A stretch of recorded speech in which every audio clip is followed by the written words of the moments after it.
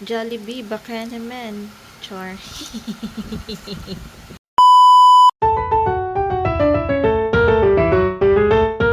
Hey guys! Welcome back to my vlog. As you can see, ayan, iba na yung surroundings ko. Oo, nasa banyo ako nag-vlog. Wala lang. Trip ko lang. Pero maya-maya lalabas na din ako. Kasi naghilamos lang naman ako and nag-apply ng lip balm.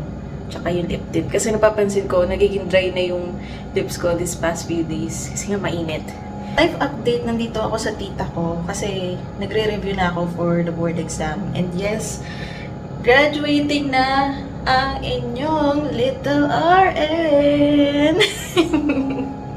Yeah, graduating na ako. Naghihintay na lang kami ng ceremony. Yung mismong ceremony sa August 19. Sa August 19 na kami nakasked. So, yun. Excited na ako. Buti naman nairaos ko yun. Ang hirap din ng 4th year ha. Hindi biro yun. Kahit sabihin yung kukunti na lang yung subjects nyo ng 4th year. Grabe, napakahirap pa rin niya ipasa. Tapos ayun, naayos ko na din yung sa PRC ko. Bali, ipa-file ko na lang siya once the PRC filing starts this August 9th. Ano pa ba yung update ko sa inyo? Ayun, so nandito nga ako sa tita ko. Kasi mas malapit, medyo mas malapit kasi yung location ng tita ko dun sa review center. Medyo malapit-lapit naman. Mga isang sakay, dalawang sakay lang naman ng jeep. Yun. So, kaya pa rin. Kaya pa rin i-commute. By the way, yung ano ko pala, yung review center ko pala nasa Murayta. So, yun. Naka-review center ako ngayon. Naka-review center ako and ngayong araw na to, off namin. Pero, syempre, hindi pa rin tayo pwedeng magtamad-tamad. You know, dahil nalalapit ng board exam, ayaw ko magsisi sa huli, kaya kailangan ko na mag-review.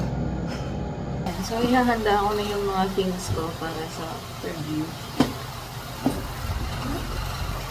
Sabihin ko ngayon ay yung Tedia. Yung mga kailangan akong ayusin sa notes ko kasi napakabili na. Parang maayos lang ata dito yung newborn care ko. Pero the rest wala na. Medyo sabog-sabog na. Kaya yun, yung scores ko palagi sa Pedia, sa review, medyo sabog-sabog din. Hindi na ako nagla-logbook kasi ewan, parang hindi ko natripan yung logbook dahil hindi ko kasi magawang hindi ko magawang aesthetic yet informative yung aking mga notes. Kaya ito, nagbabond paper na lang ako. Tapos, pinang-file ko na lang sila sa binder na folder. Ayan. So, para ako may big bulk of knowledge and info dito. Siyempre, di mawawala yung mga highlighter.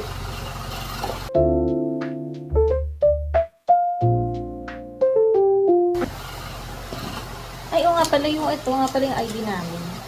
Nakuha na namin yung ID namin sa PPRE. So, ayan, diba? Gamit-gamit ko pa yung tuba ito ko galing Fatima. Ayan. Shoutout nga pala sa PPRE. You guys are the best. Ayan. Kita ba? Ayan, out of focus. Basta yun. Yan, may Vicks ako sa ID ko para just in case sumakit yung ulo ko in the middle of lecture, may masisimot ako. Pang relieve lang. Yan. Actually, meron pa siya. Ito ba nila?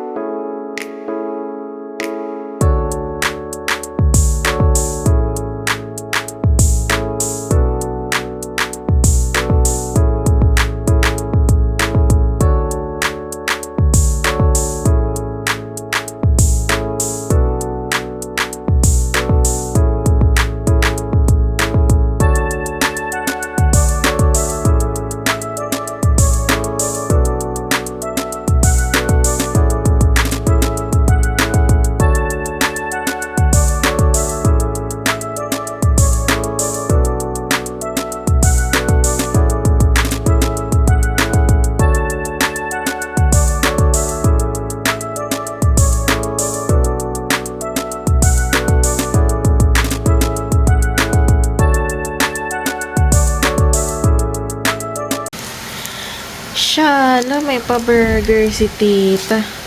Jollibee, baka naman. Char.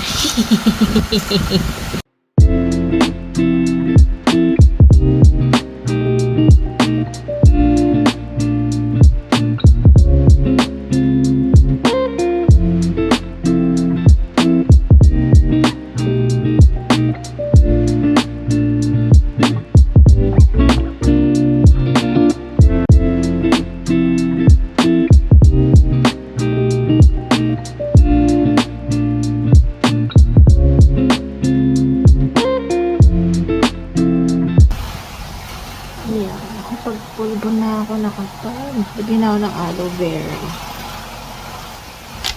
Ayan. So, napapansin na nakabihis na ako kasi sa simba.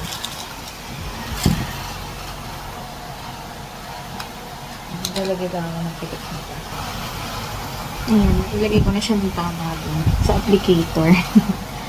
Sana mailagay ko ng tama.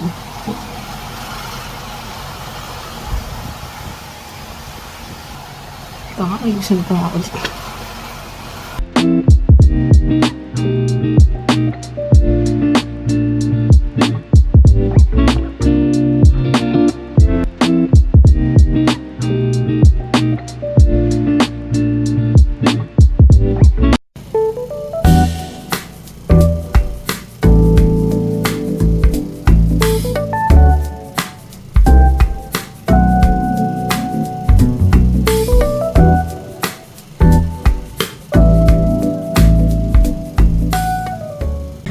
Ayan, kakauwi ko lang galing Kapilya kasi sumamba ako. Ito nga pala yung suot ko. Ayan. Grabe, gutom na ako. Pag video, ang dami kasing dumadaan na sasakyan. Ano ba yan? Pauwi na ako. Pagka-uwi ko, plano ko, magdi-dinner ako, tapos mag-edit ako, tapos mag-aaral ako. And then, siguro by 10 naman, pwede na ako matulog. Kasi bukas may rasyo pa kami. Hello guys, welcome back. So ito na, nakauwi na ako. And nakapag-dinner na din. Yun nga lang, hindi ako nakapag-review like I planned a while ago. Kasi, nalipang ako sa chikahan namin ng tita ko. Pero okay lang, marami naman akong good insights na napulot. Like, you know, having a plan after graduating and passing the boards and stuff like that. Tapos natutunan ko din na kung paano maging mabuting tao after ko makapasa ng boards. Yun, Charis. Parang akala ko hindi mabuting tao. Naman, okay naman. It's good to have advices like that every once in a while. Para lang hindi natin makalimutan kung sino talaga tayo tsaka kung saan tayo nanggaling. Yeah. I don't know, every time na magchichikahan kami ng tita ko, I find it very therapeutic at the same time. Kasi nailalabas ko yung mga thoughts and feelings ko na hindi ko masabi sa parents ko. Kasi growing up, hindi naman talaga kasi ako lumaki with my parents. Sa lola. Sa lola ko kasi ako lumaki alongside with my titos and ito nga si tita, yung kasama ko ngayon dito. And ayun. As I was saying, I find it very therapeutic every time na magkukwentuhan kami. Dahil dami ako natututunan sa kanya. At the same time, nailalabas ko yung feelings ko, mga thoughts and feelings ko na hindi ko mailabas pag nandiyan yung mom and daddy ko. No hate naman sa mga parents ko, though I love them. Pero iba kasi yung relationship that I have with my parents right now than the relationship that I have with my titos and titas and my grandmother nung nabubuhay pa siya. Nasanay kasi ako, mas vocal ako sa mga tito and tita ko and lola ko compared sa parents ko. Maybe probably din kasi due to generational gap, kaya siguro hindi ako ganung ma-vocal sa parents ko. And it's fine, I guess. Kasi, you know, ganun talaga eh. doon ako nasanay, doon kami nasanay. Ganun na talaga, ganun na, hindi ko na mababago. Yung mga isa sa mga natutunan ko dati na, alam mo yun, hindi ko na mababago kung ano yung relationship na meron kami ng parents ko. Ang tanging magagawa ko lang is magpakabait at maging responsabling anak para sa kanila. Kasi hindi lang naman para sa kanila yung ginagawa ko, para din sa sarili ko. Diba? Kung hindi ako magiging responsable, saan ako pupulutin? And kung magkakaroon ako ng pamilya, diba? Ano na lang ang sasabihin ng magiging anak ko, ay, ganyan naman yung mommy ko dati, ganyan, irresponsible, wala kwenta yan. Ayoko kasing ganun, ayoko maibalik sa akin yun. So, nagpapakabait ako ngayon para sa sarili ko. Tinatry ko naman maging mabait, kaso lang talaga, may mga ibang tao talaga susubok ng pasensya ko eh. Yun nga, nawawala na tayo sa topic. Parang lang kami maghati ng tita ko kasi lahat ng mga trip ko sa pampaganda, trip din niya. So, nag-share kami ng well, mostly ako, nag-share ako ng mga tips, mga beauty tips, tsaka yung mga ganitong arte-arte sa katawan, yung mga lashes, ganyan, kinever. Ako nagsasabi sa kanya. Alam nyo, nung nasa nursing school ako, hindi ako makapag-all out ng ganito kasi bawal talaga siya. Bawal siya sa amin. Though sinasabihan kami mag-ayos kami, light makeup and shit like that. Pero, nakakatakot kasi mag-lashes. Baka mamaya, biglang merong CI pala na manaway, ganyan, hindi pala pwede to. Di ba magtatanggal na naman ako? Ayoko naman ng gano'n. Kaya hindi ako makapag-all out ng arte-arte sa katawan eh.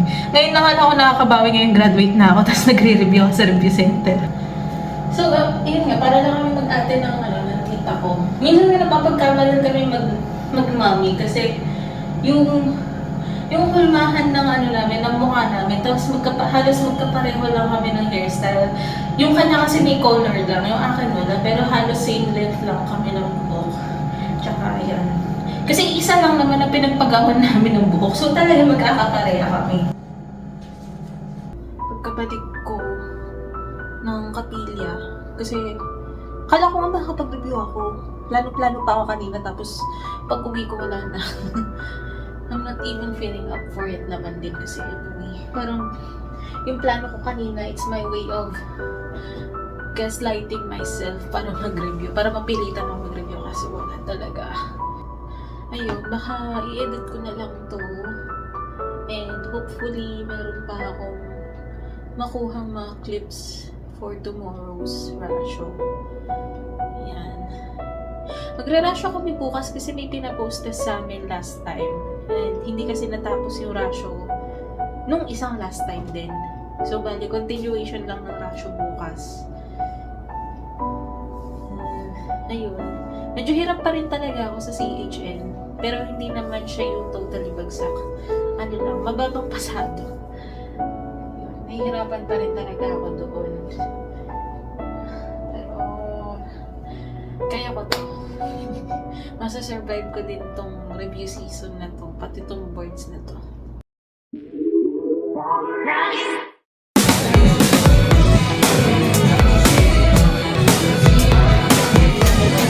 May pa-music.